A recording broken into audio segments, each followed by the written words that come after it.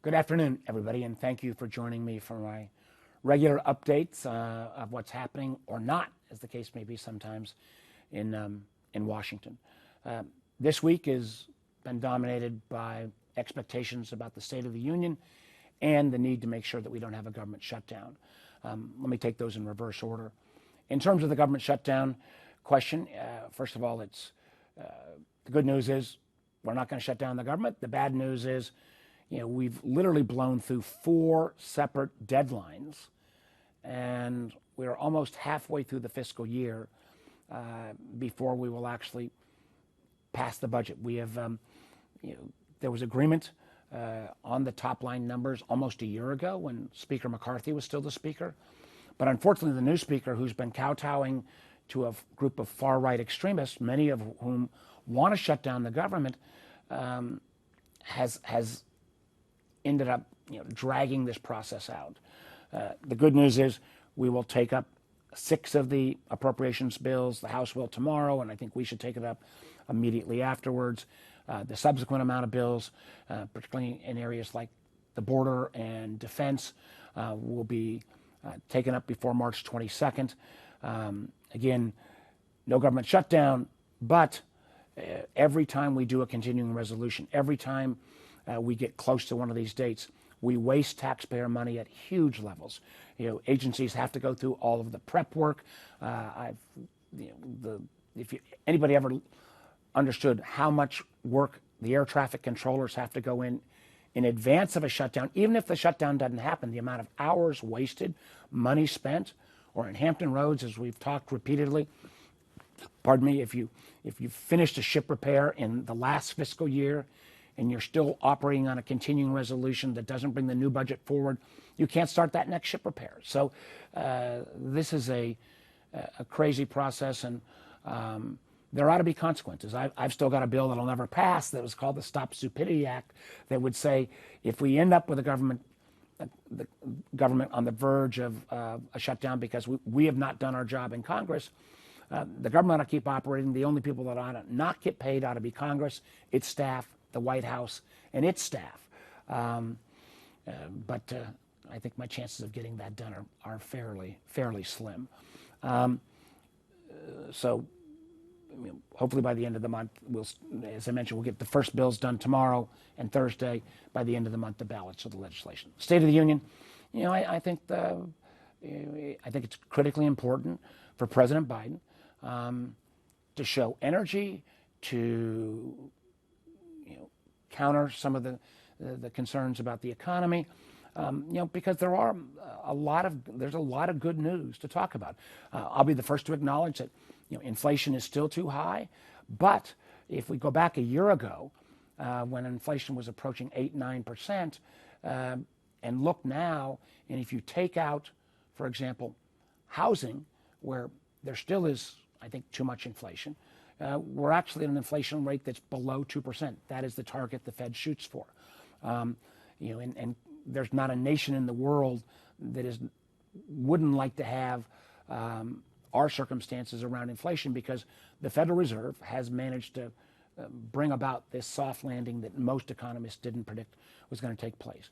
Combine that with the fact that we've got record highs in the stock market, record lows in unemployment, that we've seen enormous job growth, particularly the fastest growing group of new businesses being started are being started by women of color. That is something we ought to celebrate. And on top of that, there are great signs around innovation. America continues to dominate in the whole field around artificial intelligence. We thought a year and a half ago China might be the dominant player. We are still the dominant player. So good news that the president, but he needs to put this in a narrative that people can understand and believe. My personal guest that's coming to the State of the Union is a gentleman named Bob Miller. He runs a campground in Louisa County, and I'm bringing him because I was in Louisa County about a week and a half ago celebrating the deployment of broadband. Louisa had been very forward-leaning at the local level and putting up county money. The Commonwealth of Virginia has put more money per capita in broadband than any other state in the country. We will be, I believe the first to get fully deployed. We've got close to $1.5 billion of federal funds that have flown or coming into Virginia. A lot of that due to efforts, I'm proud to say, that started under President Trump, where I was working on this issue, then was part of the infrastructure bill, which I was one of the key authors of. And that is changing people's lives. My guest, Bob Miller, had a campground in Louisa that was called the Country Campground. I met him and his wife. They had really bad broadband connectivity. They had bad service in terms of just plain old telephone lines. Because they've got broadband now, you can get a call anywhere or get a communication anywhere on the campground. They've been nationally and Virginia-wise recognized, and Mr. Miller will be able to speak directly to how the deployment of broadband has both helped his business, helped his bottom line, and frankly, had a much better guest experience for the thousands of folks who visited his location. The other thing that I hope we will hear from, and it's something that there's not a group that I talk to that I don't raise this issue. I met with all the credit unions from across the country this morning, and beyond talking about credit unions and CDFI is an area that I've been very supportive of as well in terms of access to capital for underrepresented communities. I made the point again that we are facing, I think, one of the most critical decisions that our country has faced, at least since I've been in the Congress, and that is whether we're going to stand by our commitment to the people of Ukraine. If we don't, Putin will win in Ukraine. NATO will be threatened because he will not stop at the borders of Ukraine. He will threaten NATO nations in the Baltics or Poland. We could have American troops in harm's way. And as I've said many times on this in my presentations, the Ukrainians, without the loss of a single American life, with our help and Europe's help, have literally destroyed 87% of Russia's pre-existing military ground forces, 63% of their tanks, 32% of their armored personnel carriers. So giving this additional funding will let the Ukrainians finish the job, and frankly, they are not only fighting for themselves, but they are fighting for democracies around the world. And the idea that we would turn away from that commitment is just flabbergasting to me. And good news is there's not a group I've spoken to that in an overwhelming majority don't support this position. So I think the president needs to make clear in the State of the Union tomorrow, not only Ukraine, but the fact that we need to support democracies. Democracies around the world are looking to see whether we're going to maintain our traditional leadership role. And if we don't, the winners will not only be Putin and Russia, but it'll be the leaders in Iran, it'll be Kim Jong-un in North Korea, it'll be President Xi in China. And they offer a very different vision for the world, and not one that I think folks in the United States or frankly in democracies around the world would support. So why don't I stop at this point and turn it over to Laura and be happy to take your questions. Senator, our first question will be Mitchell Miller with WTOP. Hi, Senator. Thanks for joining us. I wanted to follow up on some of the things you mentioned related to the State of the Union. Looking forward, not only to the State of the Union, but now that we're essentially beginning the presidential campaign, what are some of the things that you would like to see the president lean into as the campaign gets underway? Some of your colleagues have mentioned, and you've been a deal broker, that more should be made about the fact that Republicans rejected the deal in connection with the border and trying to get Ukraine funding. Well, a couple of things. I do think, Mitchell, whether it was the CHIPS bill, whether it was the infrastructure bill, whether it was the Electoral Count Act, those were all bills that passed because of bipartisan cooperation. I think most Americans think that we're kind of at each other's throats all the time. That is not the case. At least in the Senate, there's a lot of us that work well together. And that only happened because we had an administration under President Biden that was willing to support the bipartisan approach in all of these gangs that I was part of. I think making clear that even though this year the Congress has not been functioning as well, a lot of that due to the leadership changes in the House, but we had some of the most productive sessions in modern history happened under President Biden because he sanctioned and supported bipartisan approaches. I do think he should as well make clear the border's a mess. But the toughest border bill that, frankly, that had any chance of ever being passed into law was the legislation that Senator Lankford, Republican senator from Oklahoma, put forward. And the fact that, because Donald Trump and his undue influence on some of the Republican members said he didn't really want to solve the border, he wanted to use it as a political issue to bash President Biden. I mean, we live in a town that's pretty full of hypocrisy, but that kind of hypocrisy was breathtaking. And I do think it's important to remind voters, there was a plan here. It would have required additional funds. It would have required not allowing anything like the 10,000 folks who are storming the border today to continue. We had that as a possibility, but it was turned down for political reasons. And I also think, and I gotta, in my heart, believe that Speaker Johnson understands this. It will be a historic mistake if we don't vote on the aid for Ukraine. It will be a mistake similar to the mistakes made by Neville Chamberlain when he was the Prime Minister of the UK and turned a blind eye to Hitler's aggression, and we ended up with the Second World War. I think I hate to use too much hyperbole, but I think we are in that kind of circumstance if we give a green light to Putin. And the remarkable thing is, I think the support for Ukraine would get 300 votes in the House. And if the House is unable to vote on this bill, supporting our Ukrainian friends, supporting democracy, supporting NATO, it will be, again, historic in terms of the mistake. And again, why is this not being voted on? Because former President Trump is basically using his power over particularly the far right wing of the Republican Party, has said, don't provide this assistance. I think, candidly, he doesn't mind there a conflict coming because he thinks he can solve it in a day. Well, listen, he wasn't able to solve it when the war started, and the lead up to the war. He wasn't able to put Putin in check. So I think those issues, as you mentioned, Mitchell, both the border and Ukraine, I hope the president points out where he is and where, frankly, the majority of the American people are, and where the majority of the Republican Party is at, would agree on these issues, but it is this far right wing that's stopping it from happening.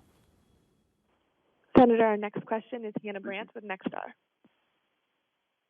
Hi, Senator Warner. Thanks for taking our questions. I wanted to ask you about government funding. I know it looks like kind of Congress is taking a step forward here, probably going to avert that partial government shutdown that would have been triggered on Friday. But as you mentioned, this has really been fraught with a lot of political fighting to even get this far, and the next batch of funding bills are expected to be really even more contentious. So are you concerned that there are going to have to be, some short-term CRs to kind of cross that bridge, or are you guys going to be able to get those bills done as well? Well, here is the thing that if you are scratching your head on, you got a right to scratch your head on. The Speaker continues to kowtow to a small group of extremists in the House of Representatives. And the incredible thing is, this group, the Freedom Caucus, and some of their supporters, they're never going to vote for the budget anyway. They didn't vote for the budget when Donald Trump was president. They're sure as heck not going to vote for the budget now. So normally in a negotiation, you might say, if I do this, will you do that? Well, this is the burn down the House crowd. And the fact that he still is trying to curry favor with them it's beyond belief. The Speaker's got the effect of a 2-vote majority in the House. He can't get anything done without Democratic votes. And the vast majority of the House Republicans actually support the budget, doesn't want to do a government shutdown. It's the equivalent of, because the American people would know who is causing this shutdown. So I do think, the first 6 bills will get done this week.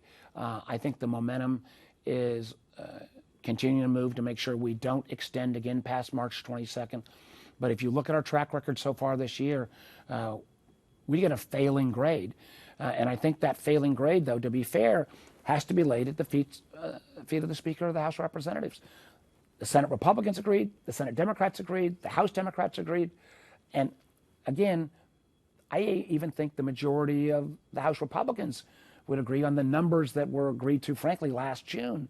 But it's been, the ability, the rights of the Speaker of the House is to call up legislation, and his failure to do so or honor even some of the commitments that were made before is taking a toll on our economy and also,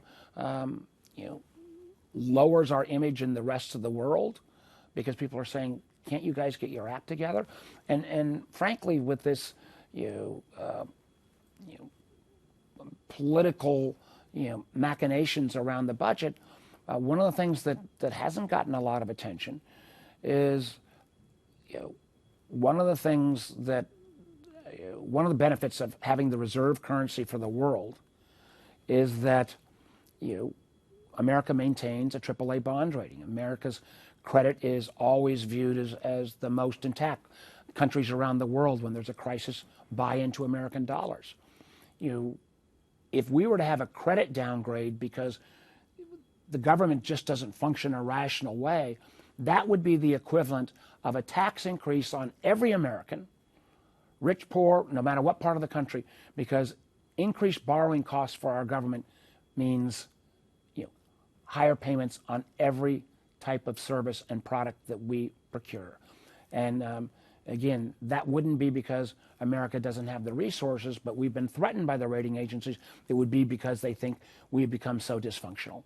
So again, I hope the Speaker, and I've only met him once or twice, he seems like a decent man.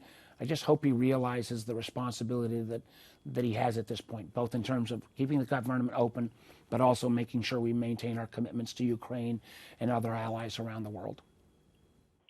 Senator, our next question is Mitchell Sasser with the Central Virginian. Hello, Senator Warner. On February 23rd, you spent the afternoon in Louisa County talking with people about broadband deployment in the county. As a Louisa journalist, I would like to know, how did this relationship with Mr. Miller, owner of Small Country Campground, form?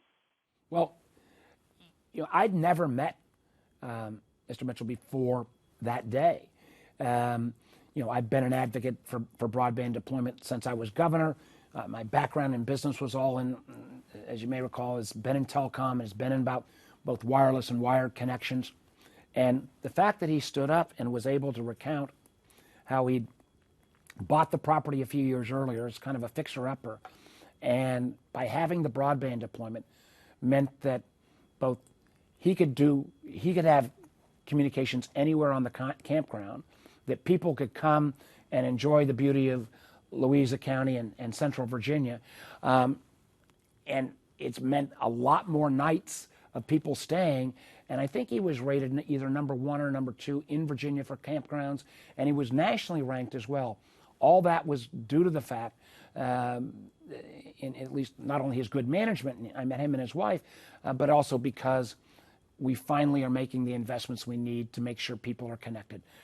Broadband is not going to solve all the problems in the world, but I can tell you the failure to have broadband, particularly in rural communities, will mean that your ability to grow your county, or your ability for your young people to stay in the community they grew up in and work and have a good life, will be dramatically undermined. There were a lot of bad things that came out of COVID, but one of the good things was I think people realized broadband at an affordable rate and high speed is an economic necessity. And I have to give a shout out as well for the Louisa County Board. The fact that they put up as much money as they did, I believe back in about the 2018, 2019 timeframe, and then using some of their so-called ARPA monies in a very aggressive way, I think was a smart decision. And the fact that Firefly is building out this system, utilizing some of the expertise of the rural electric cooperatives, it's been a win-win. And as I mentioned, in Virginia, if we don't get 97, 98% full connectivity by 2026 or 2027, it will not be for lack of money. It'll be failure of execution. Senator, our next question is Sean Davis with Wavy News. Hey, Senator. I was wondering, where do you think the prospects are right now for a ceasefire in Gaza? And then what do you think about the idea of putting restrictions or conditions on military aid to Israel? Well, I was hopeful we'd have a ceasefire at this point. And the ball is clearly in Hamas's court. They release or start the process of releasing hostages. I think we will get at least that starting 6-week ceasefire. We have to do more on humanitarian aid, and I'm glad the administration is doing airdrops, but I think there's even more we can do. We have forces on Cyprus. We could use Cyprus as a staging port to bring humanitarian supplies, particularly to North Gaza, where a lot of folks have returned. We could even have in effect, a floating medical facility, right off the beach in Gaza, and I know that's being looked at. We have to do more, but we also have to realize that the horrific activities of Hamas and the fact that they're still holding these hostages, they need to. There has to be a path to get those hostages released. And the thing I'm worried about is, starting on Monday is the beginning of the holy month of Ramadan. And historically, during Ramadan, where faithful Muslims fast during the day and then come together at groups at the end of each day to break the fast, that has been a time when there's been flares up of violence in Jerusalem, in the West Bank, in years past. I still hope and pray that we can get this ceasefire in place before Ramadan starts. My fear is that Hamas is kind of playing a bit of a waiting game right now. And I have been disappointed that the Israeli government has not been more forward-leaning on delivering of humanitarian aid. And I think that's important that even if we're not working with our partners in Israel, we as the United States is the greatest nation in the world. And frankly, the nation that has put more total dollars into humanitarian assistance into Gaza for literally years and years. We have to continue to do our part. Senator, our next question is Atra El-Nashar with Sinclair. Hey, Senator, thanks for taking the question. Just wondering if you have any reaction to the House Select Committee on the CCP's new bill to not ban TikTok. They're very clear about that, but it would compel ByteDance to divest TikTok. Seems to be on a fast track. It's already getting a markup tomorrow. Do you have any concerns as chair of Senate Intel? Listen, I have repeatedly made the case that while I think TikTok has enormous creativity and I support that creativity, I know people make their living as social influencers off of TikTok. I think that's all good. But I am deeply concerned as chairman of the Intelligence Committee that at the end of the day, the data we are sharing could end up being confiscated by the Communist Party of China. At the end of the day, TikTok, where almost half of American youth now get virtually all their news, that the Communist Party could slightly shift the algorithms to have a pro-China, pro-communist message. We would never allow the Soviet Union or China or Russia now to acquire a national media company like ABC or NBC. So I'm open to any option. I like Mike Gallagher. He talked to me about this bill last week. I was concerned that when you name a company specifically in a piece of legislation, I think that's not a great precedent setting. I think we need a process, because if it's TikTok today, there could be other apps or other tools from China or Russia or Iran in the future, and we need to have a process. But I'm going to take a good hard look at the bill. I think we just got a copy of it today. And anything that can move the ball on this, my tendency would be to be supportive, but I'm going to reserve judgment until I get a full chance to examine the legislation. Senator, that was all the time we have for questions today. All right, everybody. Thank you so much. Stay safe.